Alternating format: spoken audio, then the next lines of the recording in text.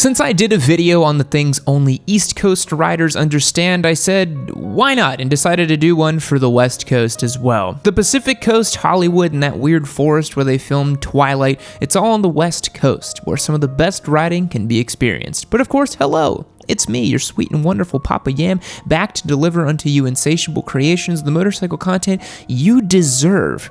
It's hard to believe that things are ramping up for the political season in 2020 already, and whether you're left, right, center, or out in space away from it all, you gotta know about Papa Yam's campaign. Yammie Noob 2020, here's my campaign promises. Free Turbo Busas for all squids, a bona fide bad wheelie forgiveness program, a grant from the federal government to acquire terrible Craigslist motorcycles and fix them up to re-inject some life into the motorcycle economy.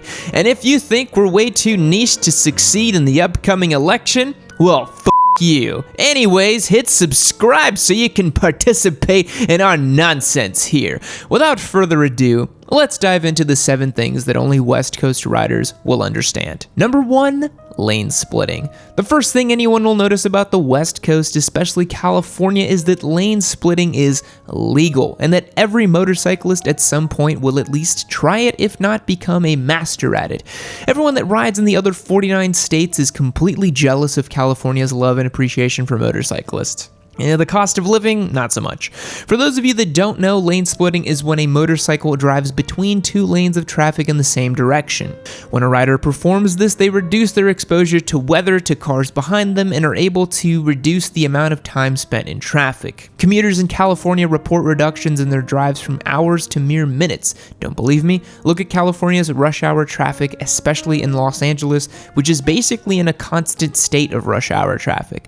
Lane splitting in California has guidelines. It's not a hall pass, do whatever you'd like. Even though I really wish the government would give me carte blanche to go 150 miles per hour in between cars with no consequences. Did you know Yammie Noob's 2020 campaign promises this? Responsible riding habits must be adhered to at all times. I will say that since lane splitting is legal in California, it has become illegal for a car or other vehicle to interfere with a lane splitter.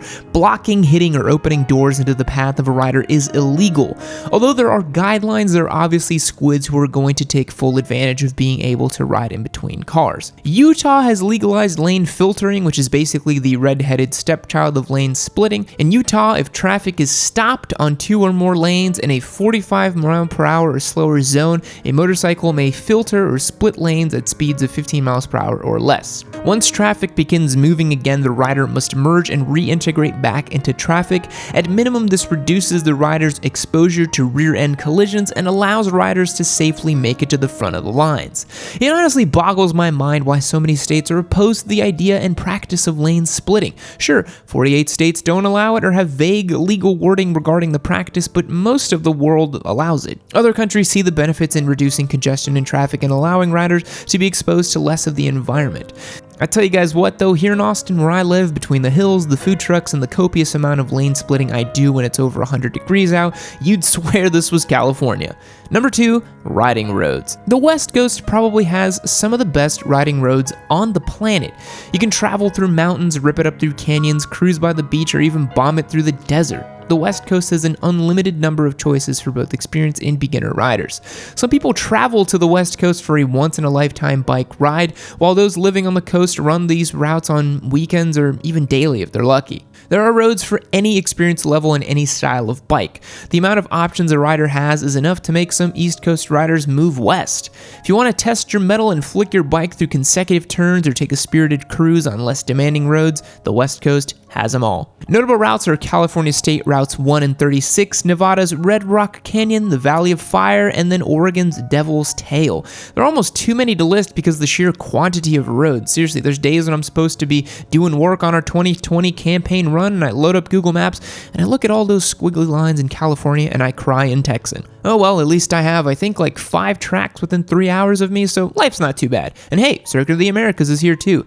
I'm just making excuses for the fact that we don't have as nice roads as California does, oh god. Unlike the East, the West doesn't have a pothole-filled minefield around every corner. The mountainous terrain is a sure sign of snow, but for the lower elevations, roads are flat and dry nearly year-round. Number 3, amazing weather. Just like the Northeast is the bastard child of the East, the Northwest is the bastard child of the West. Seriously, if you remove the Northwest and you look at the year-round weather on the West Coast, it's pretty amazing. Unlike the colder and unpredictable seasons on the East Coast, the West Coast has a more predictable environment to ride in. With a relatively dry summer, California's average humidity is in the 50% range, compared to the Carolinas, roughly 70%. The weather becomes a crisp and cool experience. We're talking less of that gooch juice and swamp ass and better rides year-round. With amazing weather comes the opportunity to not squid. Seriously, in humid environments, it's common for riders to skip gear because of how much they'll sweat. In drier climates, it makes it easier to wear gear on rides. Considering how great the roads are in the West, there's definitely a reason to wear more gear. Although elevation is a huge factor in weather, Southern California is home to some of the country's most predictable and mild weather. It's common for West Coast riders to check the elevation of their routes because a change in altitude means a change in temperatures. Number 4, higher mileage used motorcycles. If you're out hunting for a bike on the Pacific Coast, you may have noticed that bikes typically have higher mileage than other parts of the country. Why is this, you ask, Papa Yam? Because of the weather, young squidlets. When you compare the coast directly, Virginia and the Carolinas still get snow and freezing winters, while most of California's coast remains snow-free. Thus, bikes are ridden more, commuted more, and of course, rack up more mileage. For those on the east thinking 20k miles is high, that's more common on the west. If you could ride in fair weather for most of the year, wouldn't you put that many miles on your bike? Assuming your significant other would let you, and assuming that you don't exist in a relationship and that you have a power dynamic like that, that's a topic for another video. Number 5, necessity due to traffic, cost of living, etc. Remember watching my videos about how bikes get great gas mileage and make awesome commuters? Well, you should probably look into it if you live in California. Regular gas is over $4 per gallon. This is the 87 octane cheap stuff you shouldn't even put in your bike. For 93, it gets even pricier. It can hurt your wallet when you fill up. With the high cost of living in California and other West Coast states, it only makes sense to start saving not only time, but also money by riding a motorcycle. As I mentioned, with lane splitting, traffic can become so gridlocked on the West Coast that it almost becomes a necessity to have a motorcycle to be anywhere on time, especially your job. It's not uncommon for people to leave work uniforms at work and then ride their bikes in full gear, change, and then work their shifts.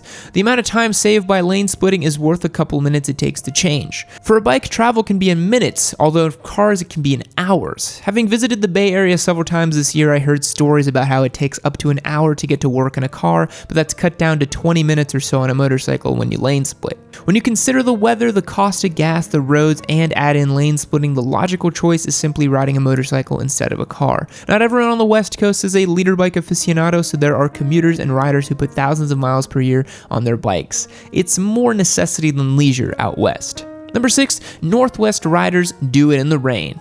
The Northwest, home to Microsoft, Seattle, and that weird movie series Twilight. Now, who are we kidding? I love me some sexy vampires and teen drama. It's always raining up there, and gosh dang it, if you ride in that area, I salute you. You, my friend, are a different breed of rider, the kind of roughneck that goes out into the rain because it might rain for a month straight. Parts of Washington and Oregon see rain 152 days out of the year and see total rainfall of more than 100 inches annually. On a more serious note, it must be difficult to ride in the rain and fog that often, which makes for a very unique experience and overall stronger rider. When it's not raining, Northwest riders get to enjoy some of the lowest levels of road rage in Seattle and the world-famous Devil's Tail between Oregon and Idaho. Located in Hell's Canyon, the deepest canyon in America, this 22-mile stretch of road is home to over 100 curves with the dangers of falling rocks and steep drop-offs. It's also one of the most scenic routes in the US, so don't forget to stop and take some pictures. Seriously, I looked this road up for this video and it looks like a seriously badass road. Go and check it out. Number 7, choppers. No style of American motorcycle is more iconic than the chopper or the stretched-out custom Harley-Davidson and other cruisers which began in the early 1950s. Starting in California, the chopper style took global attention with the 1969 movie Easy Rider starring Peter Fonda and Dennis Hopper. What is this famed chopper? If you've ever seen ape hanger or drag-style handlebars on a chromed-out bike with extended forks, then you've seen one. The bikes take the minimalist approach and usually don't have saddlebags or storage. Chrome is an absolute must along with custom-painted gas tanks. as these bikes are more for looks than for show as opposed to functionality and maneuverability. Although some people will say that the East Coast has a strong chopper presence, which it does, the West Coast is where the trend and style originated from. Being from the 50s through the 70s hasn't stopped the trend from being revitalized by pop culture in recent years. If you truly are searching for artistic masterpieces and bikes true to the chopper origins, look no further than the West Coast. Now that's gonna wrap it up for today, my sweet and wonderful baby yams. Thanks so much for watching and tuning into this video. I do appreciate it. If you haven't yet, go and click the links below to learn how you can get entered to win some free motorcycles. Seriously, I'm giving them away. We also have our Discord server that I hang out pretty often as well as part of our Patreon. And again, if it's your first time here, smash that subscribe button. Let me know in the comments below if you're a West Coast rider and just how good it is. I'll catch you guys in the next one. See you later. Fact: the Taj Mahal took 22 years to build. They began building it in 1631, it was completed in 1653, and there were 20,000 workers who helped. To build it, it cost 32 million rupees. Taj Mahal means crown palace. It was the grave of the Mumtaz Mahal at the lower chamber, and the grave of Shah Jahan was added to it later. Goodbye.